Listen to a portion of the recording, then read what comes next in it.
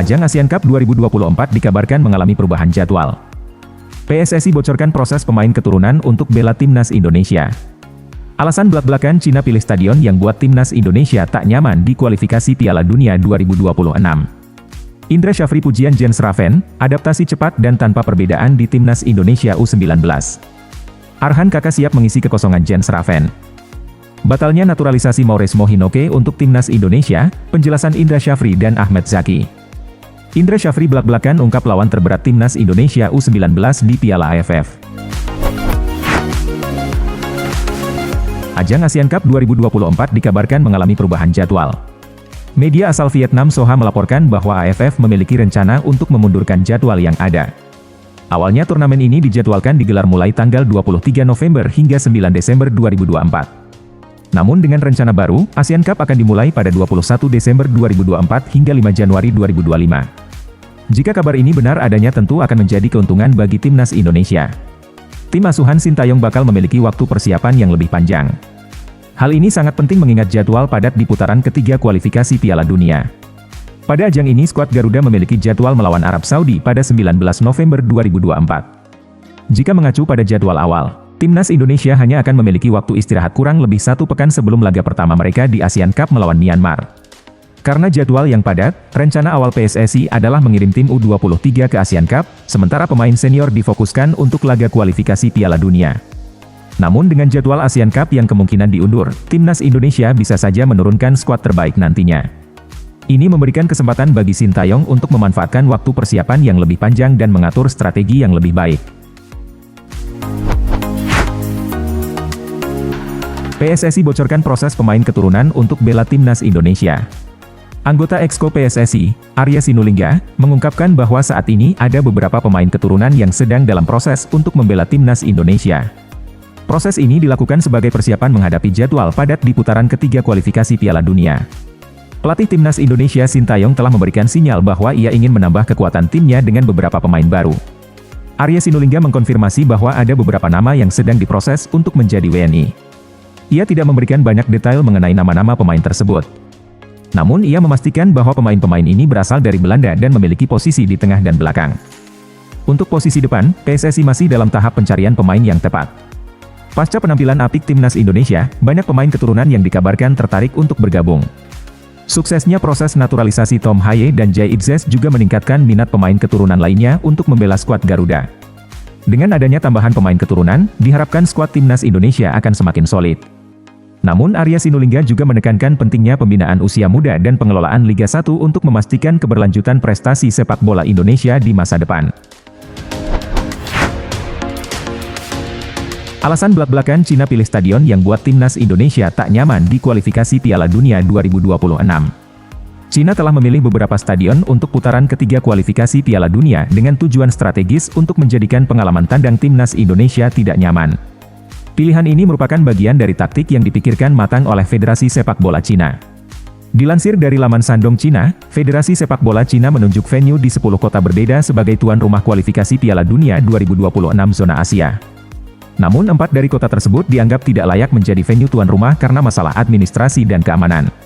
Akhirnya Cina memilih Stadion Qingdao sebagai kandang saat menjamu timnas Indonesia. Stadion Qingdao dipilih bukan hanya untuk membuat timnas Indonesia tidak nyaman, tetapi juga untuk memberikan keuntungan bagi tim Cina sendiri. Lokasi stadion ini berjarak sekitar 6 jam perjalanan darat dari Beijing, yang juga memberikan keuntungan logistik dan kondisi iklim yang sesuai dengan kebutuhan Cina. Dengan strategi ini Cina berharap dapat menciptakan kondisi yang optimal bagi tim mereka sekaligus membuat lawan merasa tidak nyaman. Ini adalah taktik yang umum digunakan dalam sepak bola internasional, di mana tim tuan rumah mencoba memanfaatkan semua aspek yang dapat memberikan keuntungan termasuk faktor iklim dan jarak perjalanan. Indra Syafri pujian Jens Raven, adaptasi cepat dan tanpa perbedaan di timnas Indonesia U19. Pelatih timnas Indonesia U19 Indra Syafri baru-baru ini memberikan pujian kepada Jens Raven atas kemampuannya beradaptasi dengan cepat dalam tim. Raven yang baru saja mendapatkan paspor Indonesia pada Juni 2024 telah menunjukkan performa mengesankan sejak kedatangannya. Ia menyebutkan bahwa adaptasi Raven yang cepat sudah terlihat sejak turnamen Toulon di Paris, di mana Raven ikut serta bersama tim nasional. Indra Syafri menjelaskan bahwa ia dan staf pelatih memandu para pemain untuk berkomunikasi dan bekerja sama layaknya saudara sebangsa, tanpa membedakan latar belakang mereka. Sebagai pelatih yang dikenal sering mencari bakat dari berbagai daerah, Syafri menekankan pentingnya keberagaman dalam tim. Menurutnya perbedaan-perbedaan ini justru memperkuat tim. Indra Syafri juga menyanjung kecintaan Jens Raven terhadap Indonesia, menyebut bahwa Raven sudah menunjukkan rasa memiliki yang kuat terhadap tim Merah Putih hanya dalam waktu singkat. Dengan sikap inklusif dan perhatian terhadap keberagaman, Indra Syafri terus membangun timnas Indonesia U19 menjadi lebih solid dan kuat. Arhan Kakak siap mengisi kekosongan Jens Raven. Absennya Jens Raven yang harus kembali ke Belanda menjadi tantangan besar bagi timnas Indonesia U19 menjelang Seoul Air On Ice Cup 2024. Raven yang memiliki peran vital di lini depan akan meninggalkan kekosongan yang signifikan. Namun peluang ini juga membuka kesempatan bagi Arhan Kakak untuk menunjukkan kemampuannya dan menjadi sorotan utama sebagai calon pengganti. Arhan Kakak yang dikenal dengan potensi besar dan bakatnya yang menjanjikan, diharapkan dapat mengisi kekosongan yang ditinggalkan oleh Jens Raven. Perannya akan sangat krusial dalam menjaga performa lini serang tim dan memberikan kontribusi signifikan selama turnamen. Pelatih kepala Indra Syafri dan staf timnas U19 harus bekerja keras dalam mempersiapkan strategi dan taktik yang tepat serta menjaga mental para pemain. Dengan jadwal pertandingan yang padat dan kompetisi yang ketat, fokus utama akan berada pada bagaimana Arhan Kakak dan rekan-rekannya dapat beradaptasi dan tampil optimal untuk meraih hasil terbaik.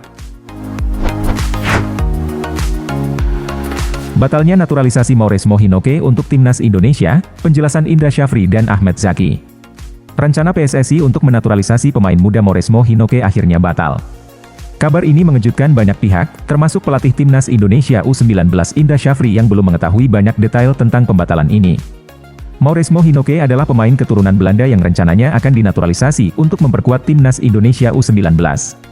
Namun muncul rumor bahwa garis keturunan Indonesia Mauresmo Hinoke hanya berasal dari buyutnya, yang tidak memenuhi syarat sesuai dengan statuta FIFA.